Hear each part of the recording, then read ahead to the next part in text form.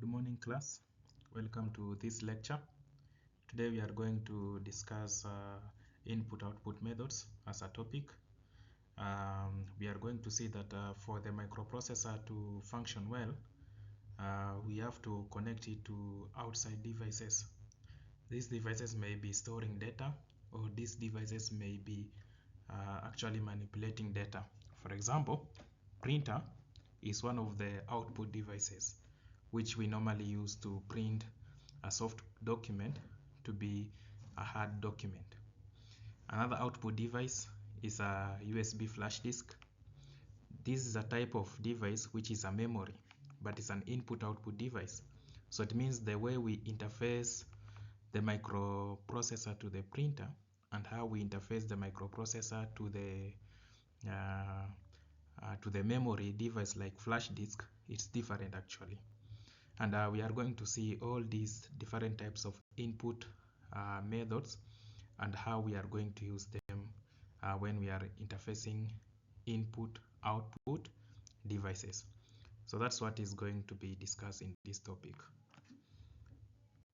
So under this topic of input-output methods in Intel 885, we are going to discuss input-output mapped input-output in 885, operation of memory mapped input-output, programmed memory mapped input-output, handshake controlled input-output, and then lastly polled input-output. So all these different methods of input-output methods, we are going to see how they are going to be applied in different devices. Some will be complex, some are simple. For example, input-output mapped input-output is one of the simplest method of interfacing input-output devices. But if you see something like a handshake controlled input-output, that mechanism is a little bit complex to implement, but advantage we get from that method of input-output is that we handle data with minimal error. You have to understand this, that the exchange of data between the CPU and the input-output devices will have to occur at high speed if we have to consider the speed of the CPU. But now the problem is these input-output devices are slow in nature.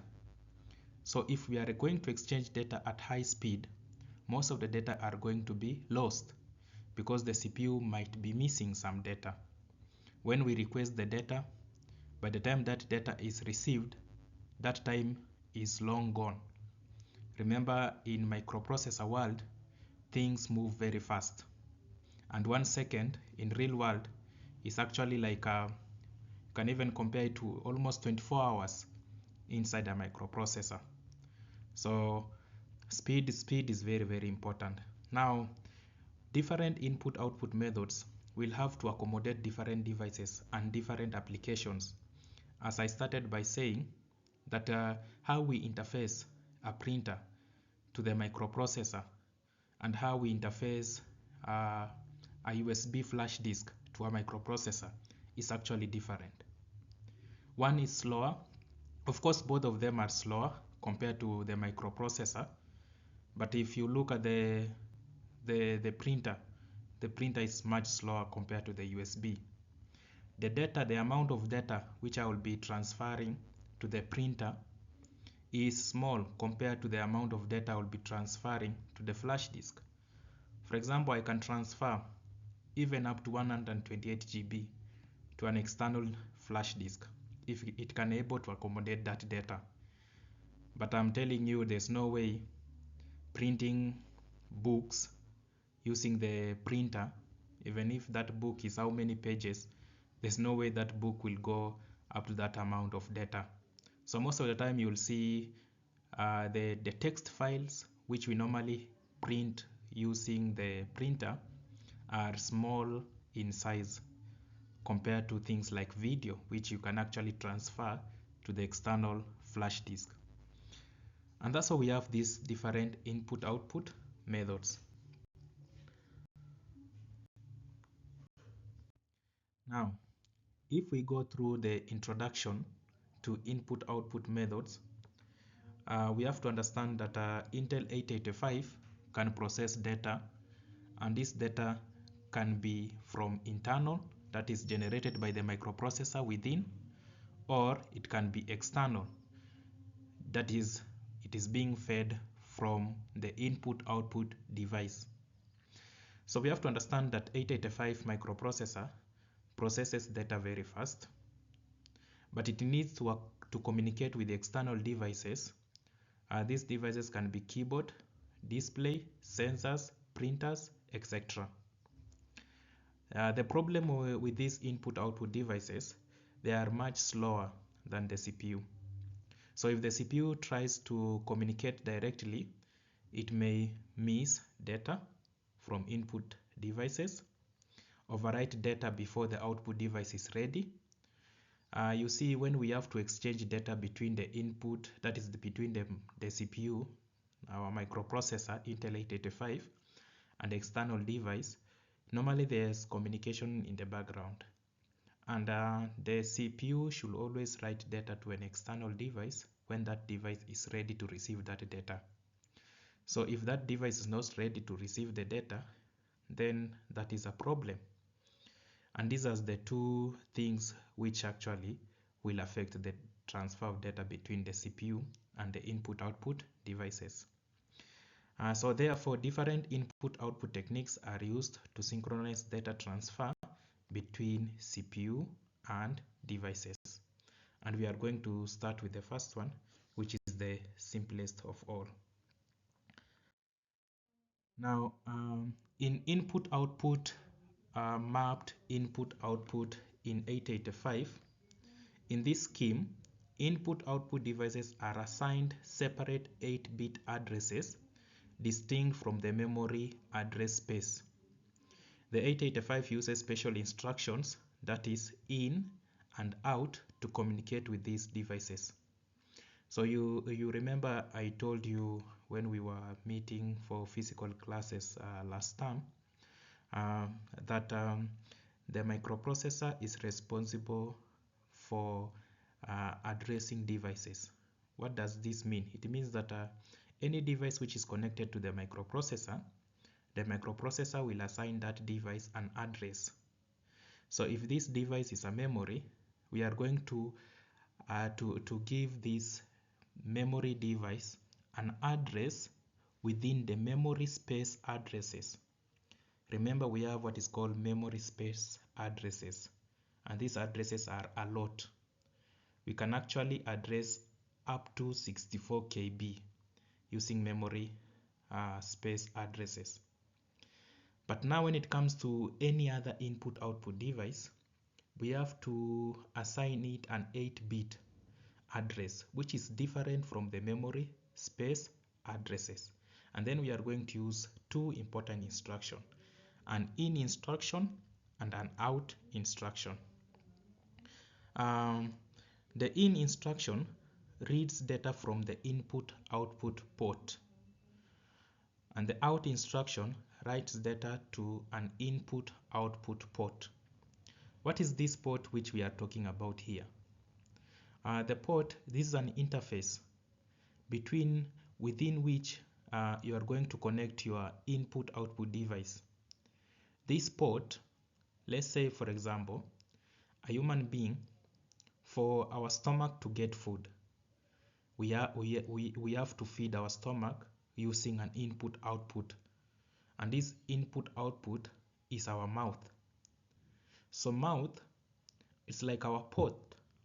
This is the port which we are going to access our stomach. Now, when it comes to computer, the port can be physical or virtual. I repeat again, when it comes to microprocessor, the port can be physical or virtual. A physical port, it means that this port is physically there in the microcomputer environment. Most of the time, these ports are provided by input-output ICs. We have ICs which actually provides mechanism for us to communicate with the CPU. So these ICs will give us ports. And then we have a virtual port. A virtual port is like a Bluetooth port, a Wi-Fi port. These are virtual ports. We exchange data between the microprocessor, that's the CPU, and the wireless devices. This can be your smartphone through virtual port, which can be either a Bluetooth or a Wi-Fi. Are we together up to that point? I think that explains itself. Now I want to make you understand this again, that when I'm talking about a port, I'm not talking about USB port. USB port is connected to the port which I'm talking now. So the right term should be an USB interface. USB interface. So that's the USB interface allows you to connect to a physical port, and that physical port is connected to the microprocessor. Now here is the trick. One port can support more than one channel. That is true. One port can support more than one channel. What does this mean? It means one port can support more than one USB interface. So you can have two USB interfaces connected to one port. It is very important you understand this, because as we advance to other topics, this information is going to be very, very useful for you to understand what is actually happening. So we are seeing that for me to access data, for me to read data from the input-output port, I will have to use in instruction. And if I want to write data to the input-output port, I have to use what is called out instruction. The processor uses the input-output stroke memory signal set to high to indicate an input-output operation. So remember, input-output stroke M signal is a control signal. We normally use this control signal to decide which device are we talking to at that moment. If I am talking to the memory, then this signal is going to be put low by default. You remember I told you we talked about this. And if I'm going to communicate to input-output device, then this signal is going to be set high. And then we have the control signals, that is the input IOR, that is input output read, and IOW, that is input output write, are used instead of RD and WR. Remember, if I'm connecting a memory as an input output device to the microprocessor, then that memory is going to be treated like any other memory in the system. So the control signal which I'm going to use is either RD or WR. But if I'm connecting an input output device which is not a memory, then I'm going to use input output read or input output write instead of the RD and WR. So the key characteristics of these input output methods: address size is 8-bit. So it means that we can access up to 256 bytes. Instruction set are very limited to in and out. No memory space is used. What does it mean? It means that input-output devices do not consume memory address space. That's something very important you have to understand. Simplified decoding. What does it mean? Easier to decode input-output addresses due to smaller address size. Can you imagine 256 bytes? That's the size of the memory space. Unlike the memory space will go up to 64 KB. That is 64,000 bytes compared to 256. So you see the difference. So connecting an input output devices is very, very simple. Connecting an input-output device, which is a memory, like a USB flash disk, is different. So let us see about that one.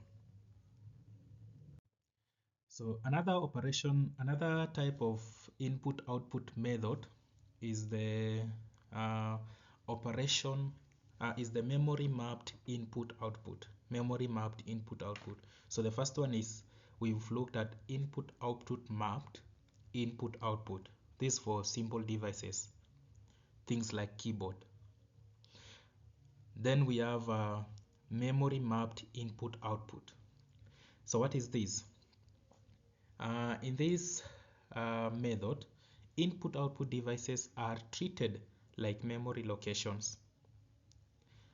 Now we are treating the input-output devices like memory locations. Now we are not treating them just like any other device.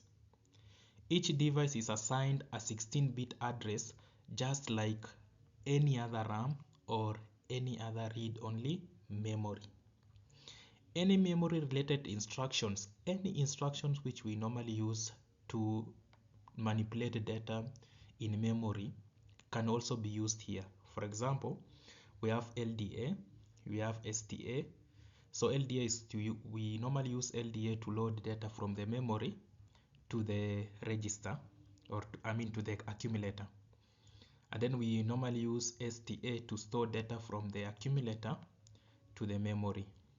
We normally use MOVM to move data to the memory or from the memory, and any extra instructions which can be used in that manner. So these instructions can enable us to access input-output ports which are treated like memory. So how does it occur? So this is the operation.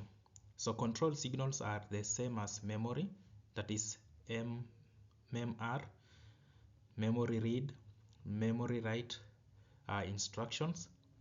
For example, to read from a device, CPU issues memory read cycles with device address. To write the device, CPU issues memory write cycle. Now remember, I told you that for us to read data or for us to store data to a memory location, the CPU through the control unit must generate the address of that memory location. So if I'm supposed to read data from a certain memory location, the CPU will generate the address of that memory location.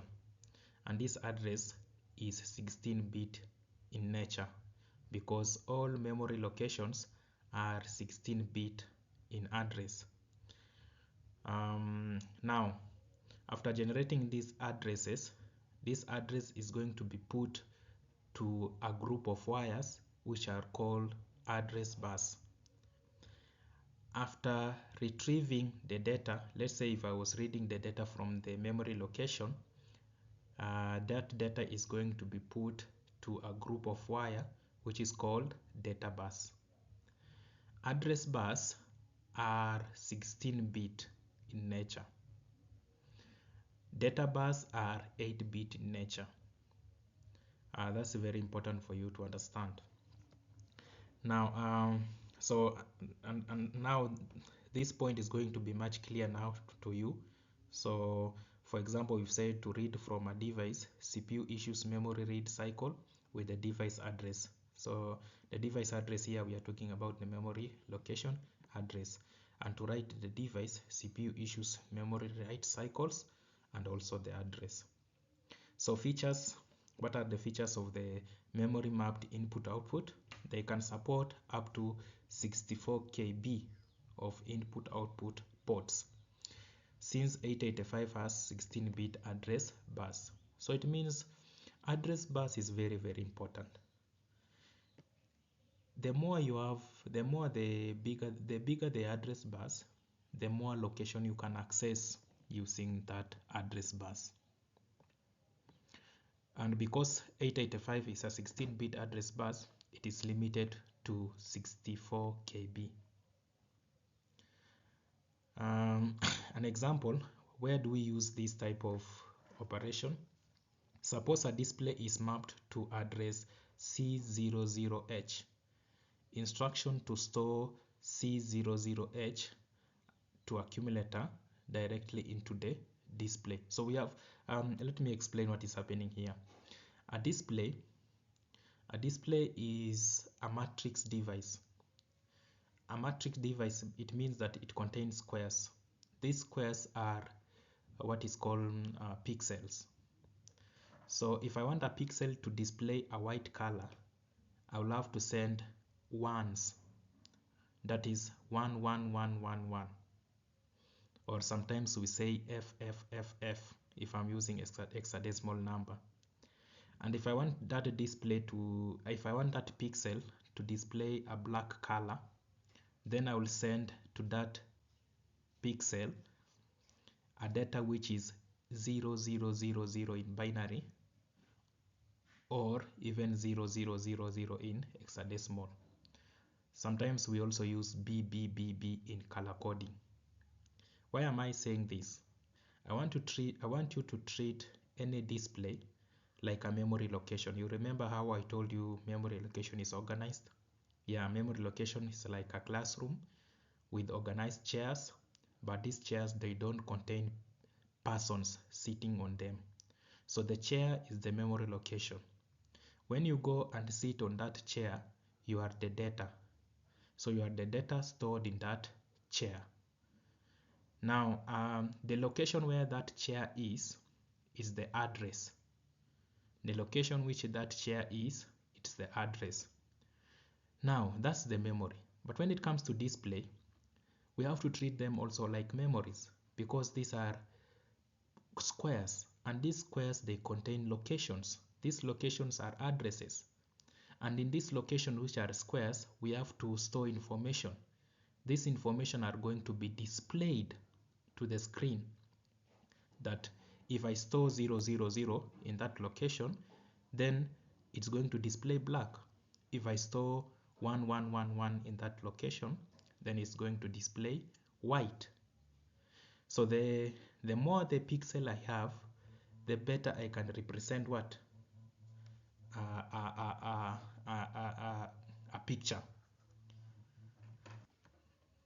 So I was saying the more pixels you have, the more you can better represent a picture.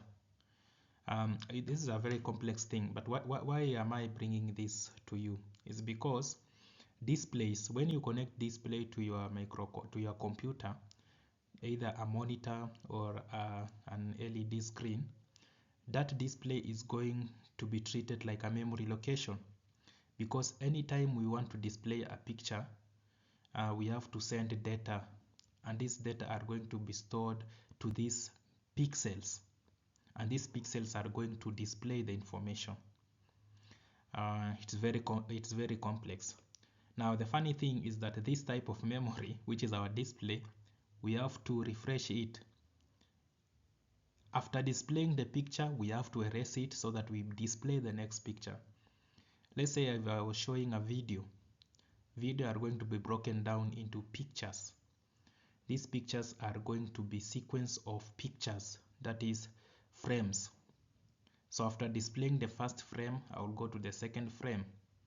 So it means before I display the second frame, I have to wipe the data for the first frame. Now you are looking at this type of input-output method, how complex it is. But it's very, very important, because these devices like memories or displays cannot be interfaced to the microprocessor if we don't have this type of input-output method. Now, if you see this instruction, for example, we have an instruction which is going to store data to memory location C000H. And this explanation is that we are going to store accumulated data directly into the display. We will be discussing this as we go to a topic called input-output devices. So don't worry, but for now, I think that is enough. And then we have Let us now compare the two input methods which we've discussed so far. That is the memory mapped input output and the input output mapped input output. So in terms of the features, so we are going to start with the address size. For the input output mapped input output, it's 8-bit. For memory mapped is 16-bit. And that's how you see we can address more location by using 16-bit compared to 8-bit. So instruction set ni in and out. For memory mapped, all memory instructions applies. Control signals changes. In input output we use IOR, IOW. In memory mapped we use RD or WR. Input output input output stroke memory signal. This is a status signal. This is a status signal. So separate from memory, shared with memory. It's separate from memory because it's going to be high. We are talking about input output signal. It's high when it's when we are addressing input output mapped input output, and then it's going to be low when we are addressing memory mapped input output. Address space, it's separate for the input output mapped, but for the memory it's a shared. Number of accessible ports is 256, and this for the memory mapped, it's limited by memory space. It's limited by memory space.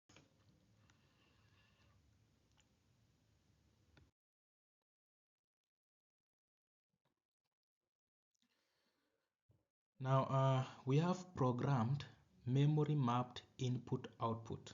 Remember what we've seen previously is memory mapped input output, but we have a flavor under it which is called programmed memory mapped input output. CPU controls data transfer using software instruction only, also called BC waiting method. What are the steps? CPU checks device readiness by reading a status flag. If the device is ready, CPU sends or receives data. CPU repeats this process for every byte. What are the features of this method? Advantage, it's very simple to implement. Disadvantage, CPU must wastes time waiting. That is, efficiency drops if device is slow. A good example, CPU repeatedly checks if printer is ready before sending the next character. You see, and that's why I say that the speed at which we send data to a printer and the speed at which we send the data to a USB flash disk is totally different. For the printer, we have to send correct data that is 1 byte after the other. This is if the printer doesn't contain any memory. Remember, printers which we have nowadays, they contain their own memory.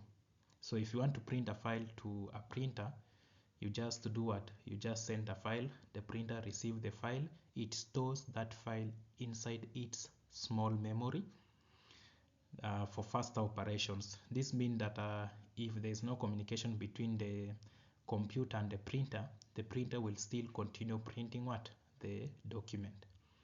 But if the printer doesn't contain a memory, which most old printers za zamani haikuanga na memory, because zamani memory ilikuwa ni expensive, so printer ilikuwa natumia memory ya computer. So inamaanisha haingeweza kuchukua the whole file, ingeweza only chukua ingechukua just small amount of data, and this times ingekuwa ni only a byte, which means it's a character.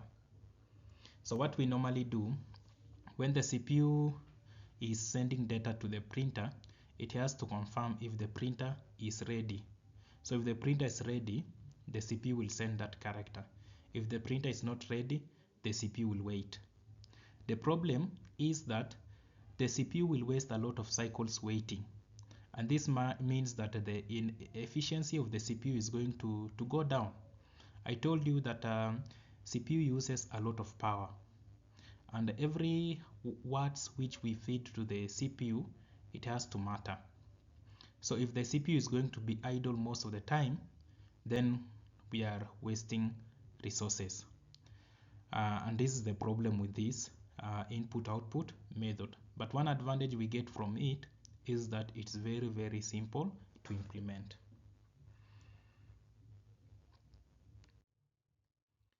Another type of input-output method is the handshake controlled input-output method. This one uses extra control signal, that is handshake lines, to match speed of CPU and device.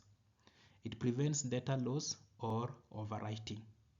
Common with 8155 and 8255 input-output chips. Now you see, sometimes if I want to interface microprocessor to the external world, it's good for me to use a special IC. Yes, let's say you want to communicate to Chinese people. You know English, but you want to communicate to Chinese people. What you have to do, you will either go and learn Chinese, which is going to take you maybe 2 years. Then from there you will start communicating to that Chinese person. Another method is for you to go and look for a translator who is going to translate what you are talking to this guy who is a Chinese. What is the advantage of doing this? First of all, you save time. Second, you don't have to construct your sentences to be grammatically correct for that Chinese person to understand. What you just speak your English, then you leave the work of translation, the work of grammar correction, tense correction to that translator. So this we can apply that mechanism to this type of input-output, whereby instead of using the CPU to carry out the exchange of data between the input-output data devices, we can actually employ a special IC, and these ICs can either be 8155 or 8255. These are ICs specifically made to interface the microprocessor to the input-output devices. It simplifies everything. This is the reason why you see keyboards from different manufacturers. Let's say I can use a keyboard from Dell and connect that keyboard to a computer which is HP. Because of these devices, this is IC, you can use actually different devices when you are connecting your to your computer without you actually worrying whether they are going to be compatible with the microprocessor or not. So these ICs, they normally handle those tasks. So 8155 is the success, is the previous version, then it was followed by the 8255. So handshake input, device place data in port, that is and then it activates an STB signal, that is strobe signal. Port sets input buffer full and informs CPU. CPU reads data and clears flag. Device can send next data. So what normally happens, the data is going to be exchanged between the device, the input-output chip, which is 8255, and the CPU. So the data is going to move from the input-output device to the 8255, then from the 8255 to the Intel 885, and that is the operation of the handshake input. And then operation of the handshake output, the CPU is going to write data to the port. The port here is the IC here, the 8255. You remember I told you that ports can either be physical or virtual. And if this port is physical, it means that it is being provided physically by an IC. That IC, an example of that IC is 8255. I think that is much more explainable. So the CPU writes data to port, so the port means the IC. Port raises OBF output buffer full, tells the device that data is ready. Who is this device? Device is the output device. So the moment the port receives data from the CPU, it has to notify the device that the data is ready. And how do you notify the device? By issuing a signal called output buffer full signal. So you change this signal to a high state. So the device accepts data and sends acknowledge back to the CPU. CPU then sends next data, and the process is going to continue. Advantage is that there is no data loss. CPU and device synchronize properly. Disadvantage requires additional hardware signals, and that means it's very complex to implement. You have to interface the 8255 to the 8085, and then now you will be connecting output devices or input devices to the 8255.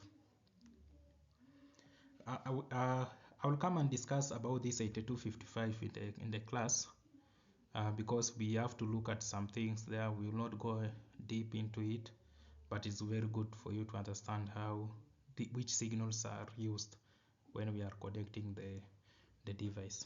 I will show you the picture at the end of the lesson so that you see what I'm talking about.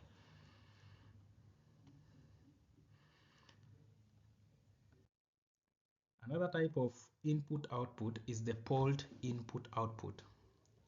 This is a method whereby CPU continuously polls, that is, checks the device status, flag until ready, works flag until ready, works without unchecked signals. Operation: device sets a ready flag, CPU enters a loop checking the flag. When ready, CPU performs data transfer. Features: advantage, simple, no extra hardware.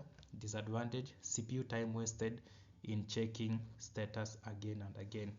So you remember, programmed in memory input output is actually the same as polled input output. Is only that when we are talking about the programmed memory input output, a good example was the printer. You send a character, you wait until the printer is ready to receive the next character. Polled input output is applied also to a slow devices, but these devices most of the time they are input. So the CPU is going to check the memory of the device if we have new data. Remember, when you press letter K, for example, in your keyboard, that letter K is going to be stored as character in the memory of the keyboard. This memory is very, very small. It can only hold one character. What does it mean? It means that what you are pressing at that moment is what it can be stored.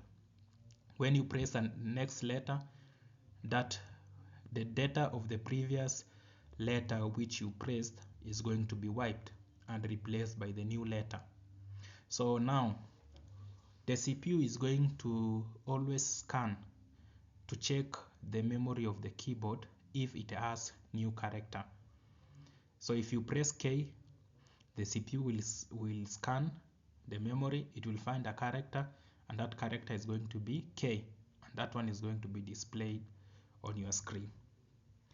Now a good advantage tumesema ni simple, no extra hardware, but disadvantage ni kama ile pia ya programmed memory input output in a waste CPU resources, because the CPU is going to like listening. Yeah. The example is reading keyboard. CPU keeps checking if a key is pressed. If yes, reads key code. That's a good example. Now, let us look at the comparison of all these input-output methods. We are going to look at the memory mapped input-output method, programmed memory mapped input-output method, unchecked controlled input-output method, and the polled input-output method. Remember, we previously checked also on the comparison between memory mapped input output method and input output mapped input output. So in terms of synchronization, extra hardware, CPU efficiency and suitability, you will check them there. I'm going also to send you these slides. The reason why I don't want to go through them with you is because the time is, I don't want this video to be longer, so I will share the slides and then you will see the comparisons.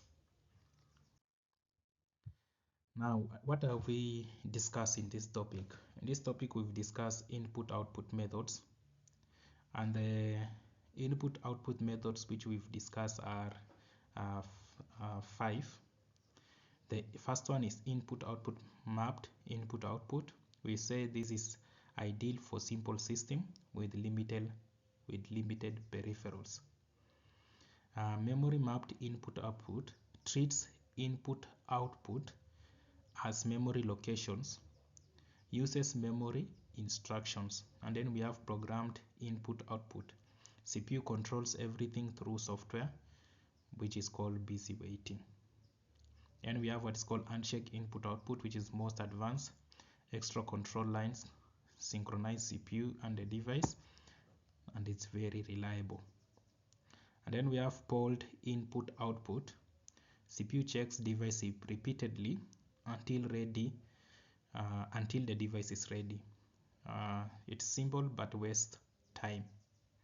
So those are the different input-output methods which we are supposed to know. Sometimes you will be asked to differentiate different input-output methods. You can be asked to draw the advantages and disadvantages, and also even to describe how it is implemented. I think by the end of this lesson, you are able to differentiate different input-output methods and how they are used. We are going to meet for a physical class for us to see different ICs, that is 8255, how is being used to interface our CPU, that is Intel 885, with the external devices, that is input-output devices. I think I will stop there. Today I've done something unique. We are supposed to incorporate our training with technology. It means that we should be able to, even if possible, come up with online classes. I've decided to go with an option of blended learning.